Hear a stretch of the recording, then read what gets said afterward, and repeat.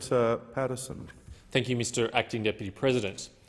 I rise tonight to express my support for the people of Venezuela, who are currently experiencing what can only be described as a humanitarian catastrophe. As recently as 2001, Venezuela was the wealthiest country in South America. It has the world's largest proven oil reserves and was once a stable democracy with a free press and an open political system. Today, the situation could not be more different.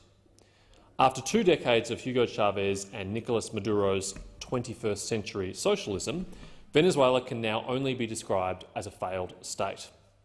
As of December 2018, year-on-year inflation was estimated to be 1.7 million%.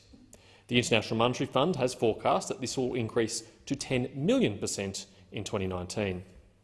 Per capita GDP is estimated to have fallen by 18% in 2018, the 3rd consecutive year of double-digit declines.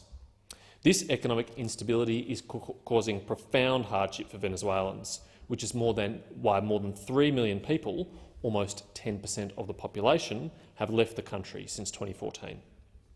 Reliable statistics about the situation within Venezuela are hard to come by, but the evidence that we do have is crystal clear.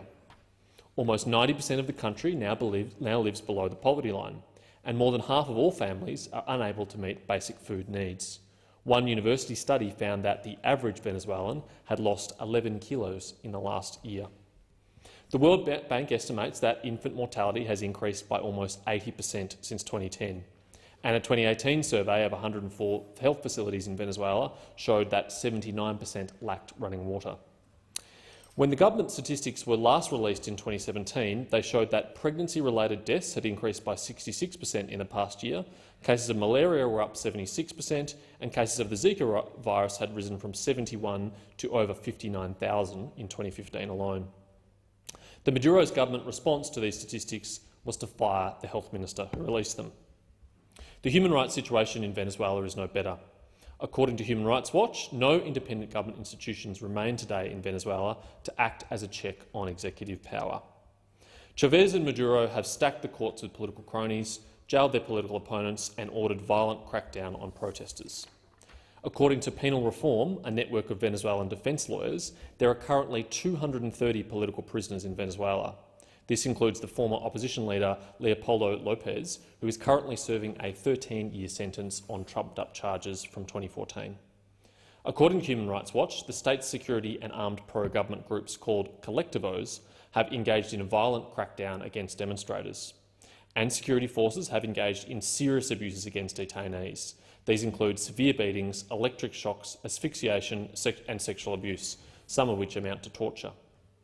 In 2018, state prosecutors even used newly enacted hate speech laws to charge 3 children who were only guilty of voicing opposition to the government on social media.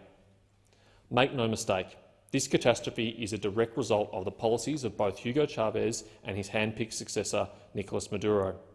From the moment that Chavez was elected, he began centralising power and silencing voices of dissent. He nationalised industries, confiscated private businesses and instituted price controls. When his economic policies resulted in shortages, he blamed speculators and hoarders. He stacked state industries with his cronies and used the profits of the oil boom to subsidise his pet projects.